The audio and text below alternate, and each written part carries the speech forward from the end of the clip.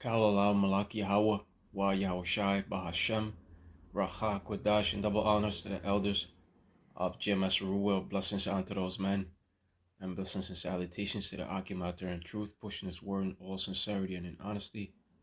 With that being said, Shalom Israel Brakta. Today's lesson, the Carmanians shall fulfill prophecy.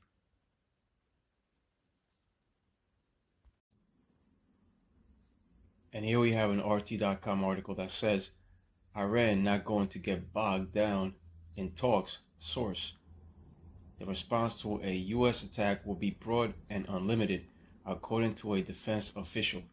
Iran will not give in to U.S. blackmail over its nuclear program, an Iranian defense source told RT on Saturday. The official warned that any U.S. or Israeli attack on Iran would be met with a broad and unlimited response. The article continues to say the source said the U.S. is well aware of Iran's capability and determination to respond, and that President DT is buying time to try to force Iran to accept his terms by increasing military and political pressure. Iran is not going to get bogged down in a long and fruitless negotiation process, a negotiation where the prospect of lifting sanctions is weak, has no value for Iran, the source said. Now, when it comes to the Iranians, they are known in the scriptures as the Carmanians, and it is prophesied that they shall come with great power, and they shall fulfill prophecy. And according to this article, it stated that the official warned that any U.S. or Israeli attack on Iran will be met with a broad and unlimited response. With that being said, let's go over to 2nd Esdras 15 and 30.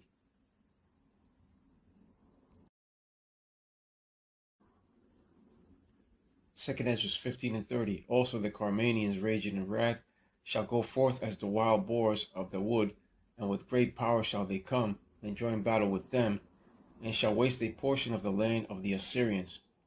Right. The modern day Assyrian is Edom. And that portion of the land of the Assyrians that is speaking about America. The Carmanians represent the Iranian wild boars of Iran. The Iranians of today are the Persians, and it is prophesied that they shall come with great power. When it comes to Iran, they should not be underestimated. They have an enormous arsenal at their disposal. They shall come with great power.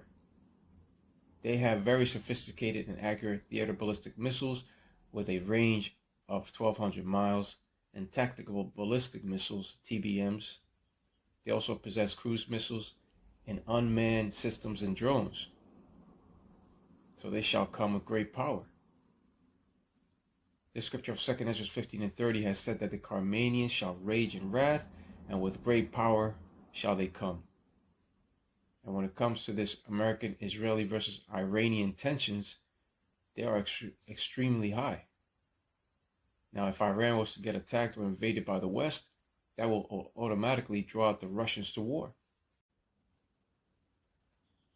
Right, because Russia is now providing an unprecedented level of military aid and technical support to Iran. So any attack on Iran will definitely draw out the Russians. So we are no longer living in the time of peace, but of war. Also, the time approaches when the allies of America shall betray them. Right, the 10 horns. Once they implement that CHIP of Revelation 13 and 16, that third world war cometh quickly. According to Revelation 11 and 14. Now, when it comes to Iran, they claim that they do not have arrows of mass destruction, but they do possess the know-how on how to make them. This also goes into that prophecy of let the weak say, I am strong. Let's go over to that scripture.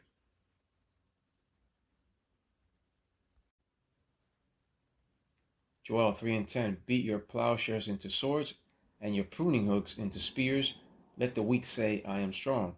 Now, when it comes to Iran, they claim that they do not have an arrow of mass destruction, but they do possess the know-how on how to make them, you see?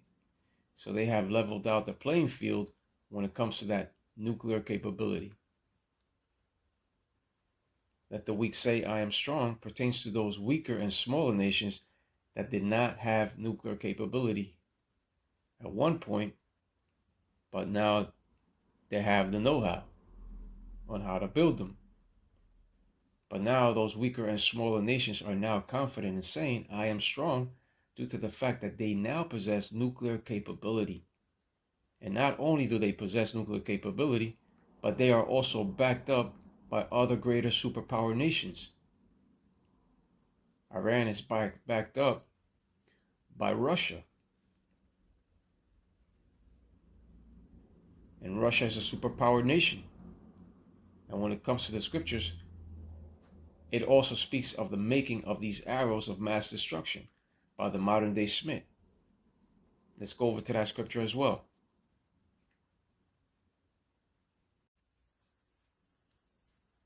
Here we have Isaiah 54:16. Behold, I have created the smith that bloweth the coals in the fire, and that bringeth forth an instrument for his work, and I have created the waster to destroy. The Lord has created the smith. In ancient times, a smith or a blacksmith created primitive weapons of war, such as swords, daggers, shields, spears, and body armor. But when it comes to the modern day smith, aka that nuclear scientist or that nuclear engineer, he now creates sophisticated weapons of propulsion and of mass destruction. You see? So in that third world war to come, those arrows of mass destruction shall no longer be used as means of deterrence. They shall fly. The arrows shall be used to destroy the land that the small hats now inhabit, along with the land of Babylon the Great. And when it comes to Babylon the Great, upon the scriptures, it's in reference to America, that bringeth forth an instrument for his work. That instrument is that gift of the missile given unto Esau or Edom for the coming war of Armageddon.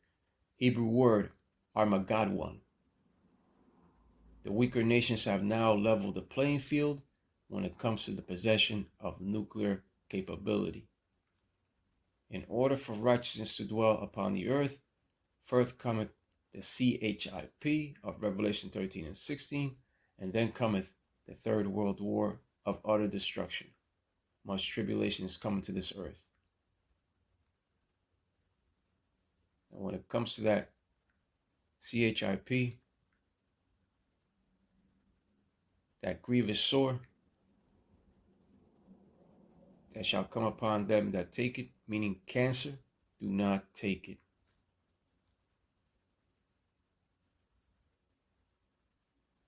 That CHIP, do not take it. That destructive war to come shall be a different kind of war fought at the push of a button.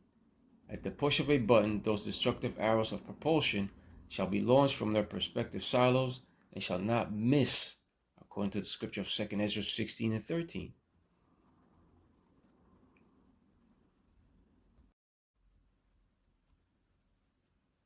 Here we have that scripture of 2 Esdras 16:13. For strong is his right hand that bendeth the bow. His arrows that he shooteth are sharp and shall not miss when they begin to be shot into the ends of the world. Right, into that western hemisphere.